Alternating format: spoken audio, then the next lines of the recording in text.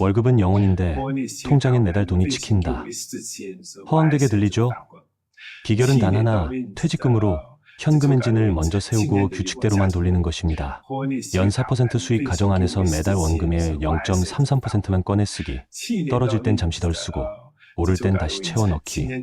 이 단순한 원칙이 은퇴 후에도 월급을 복구합니다. 반대로 이걸 모르면 특판 예금 쫓다 기회 놓치고 고배당 몰빵했다가 배당컷 맞고 급락장마다 패닉 매도하게 됩니다. 안녕하세요. 황혼경제연구소입니다.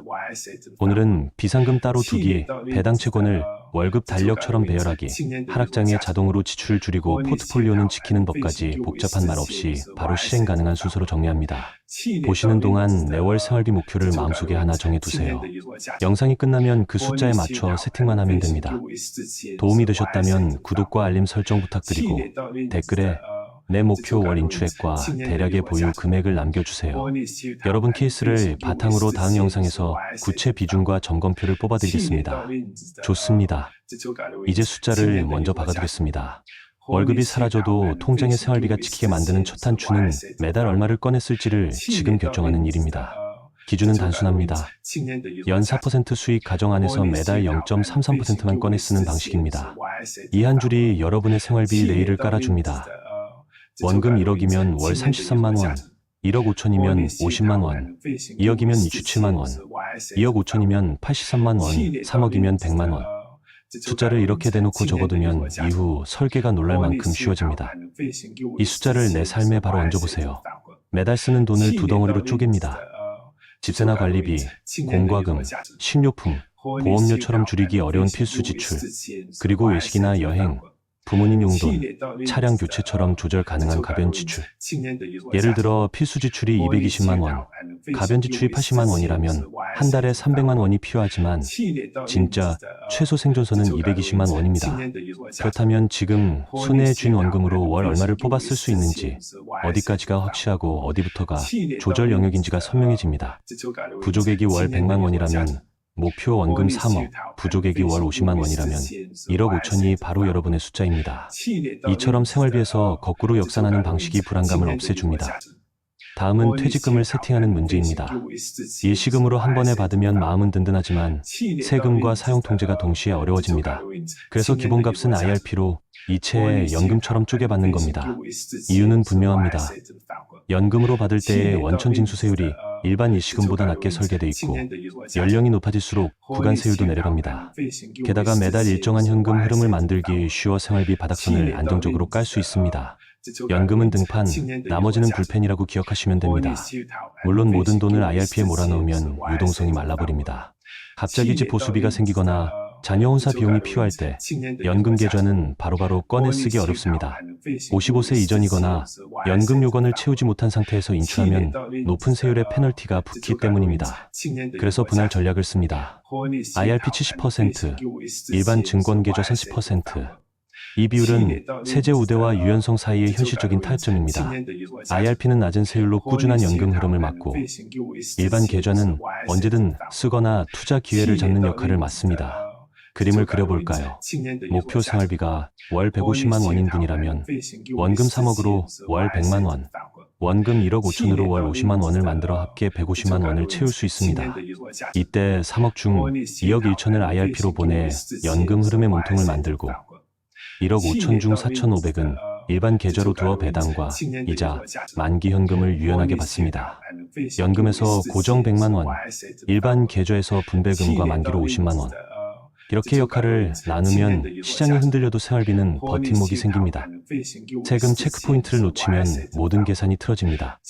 퇴직소득세는 일시금 수령 시바로 과세되며 IRP로 이체의 연금으로 나눠 받으면 과세 시점이 뒤로 밀리고 세율도 낮아지는 구조입니다. 다만 연금 요건을 채우지 않은 중도 인출에는 높은 세율의 불이익이 있으니 IRP는 생활비 통장이 아니라 연금 베이스 캠프라고 생각해야 합니다. 당장 써야 할 돈, 비상 상황에 쓸 돈은 일반 계좌에서 준비하는 게 원칙입니다. 세팅이 끝나면 마음을 더 단단히 묶어 둘 한 문장이 필요합니다. 월 0.33% 인출은 상한선입니다.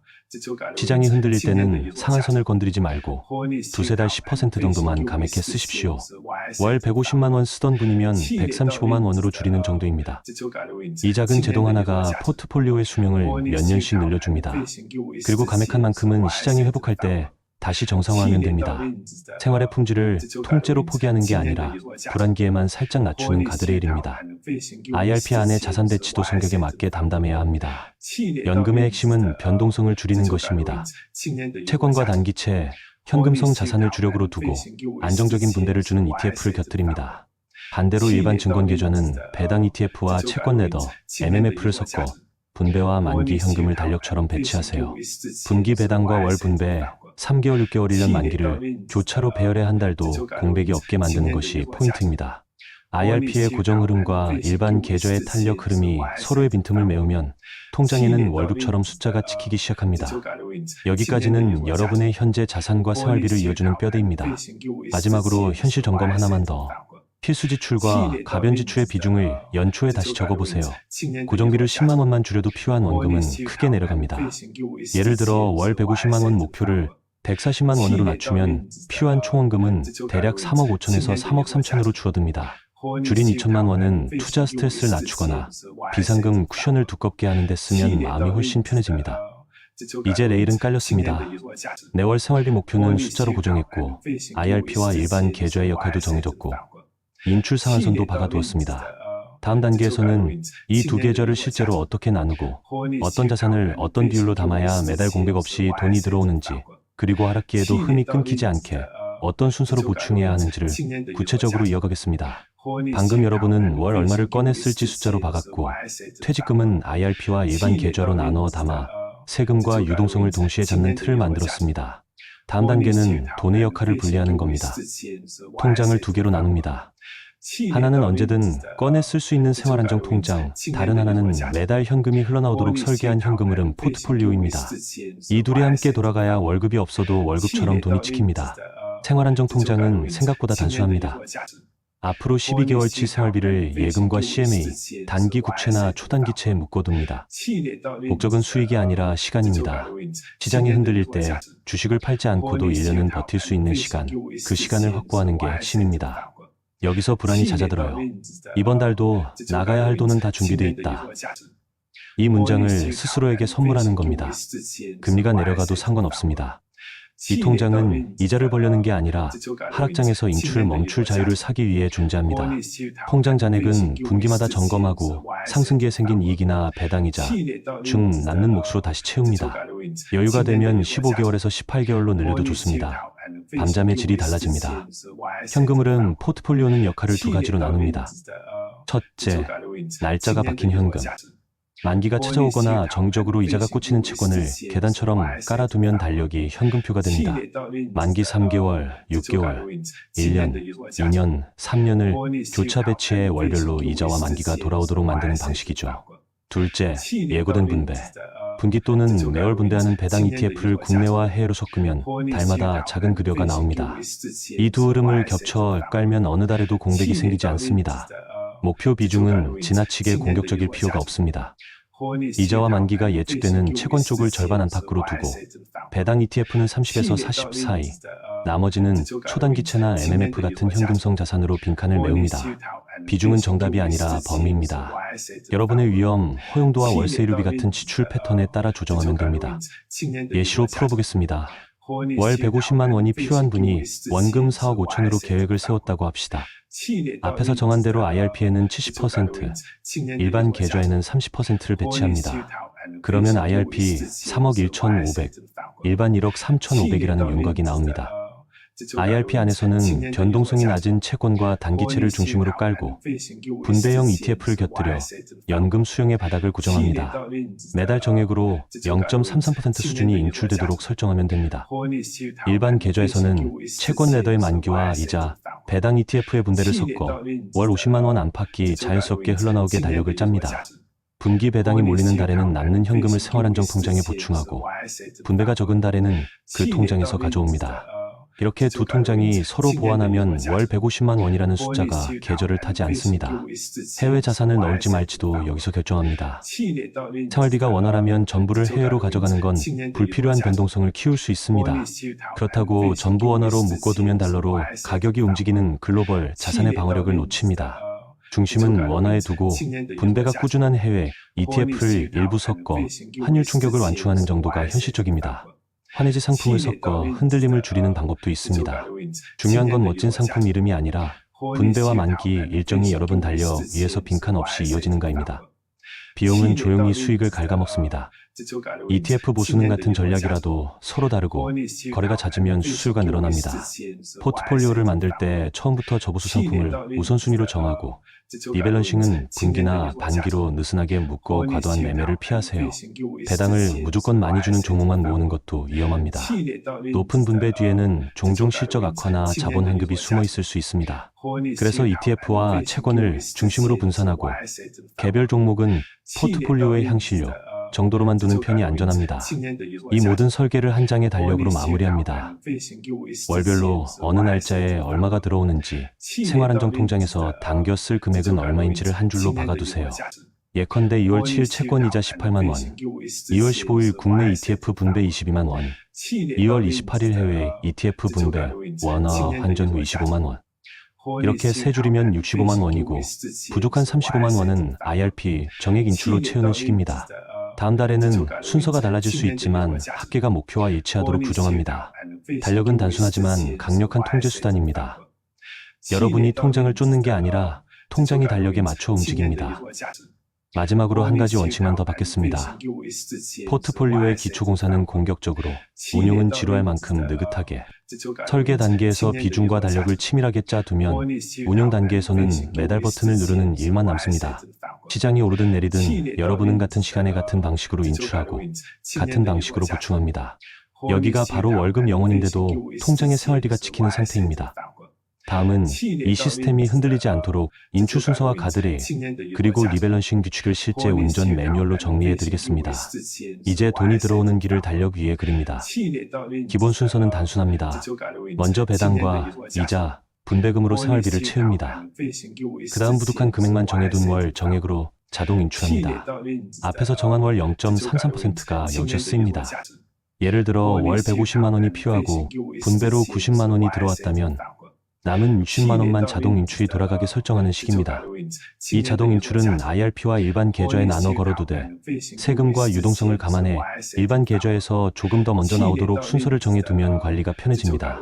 IRP는 연금소득세율의 장점이 있으니 흐름을 고정하고 일반 계좌는 달라다 가감이 가능한 완충 역할을 맡기는 구도입니다. 달력화가 핵심입니다. 배당 지급일과 채권 만기일을 월별로 배열해 공백을 없앱니다. 분기 배당이 많은 달에는 여유 현금이 생길 테니 생활안정 통장을 보충하고 분배가 얇은 달에는 그 통장에서 꺼냈습니다. 월급처럼 같은 날짜 두 번을 정해 자동 이체가 찍히게 만들면 심리적으로 훨씬 안정됩니다. 예를 들어 매달 10일과 25일을 생활비 입금일로 고정하고 그 이전 일주일 동안 들어올 이자와 분배 일정을 모아 합산한 뒤 모자라는 차익만 자동 인출이 채우도록 맞춰두는 겁니다. 이 방식이면 어느 달에도 이번 달은 어디서 꺼내지 라는 불안이 생기지 않습니다. 하락장 대응은 규칙 하나로 충분합니다.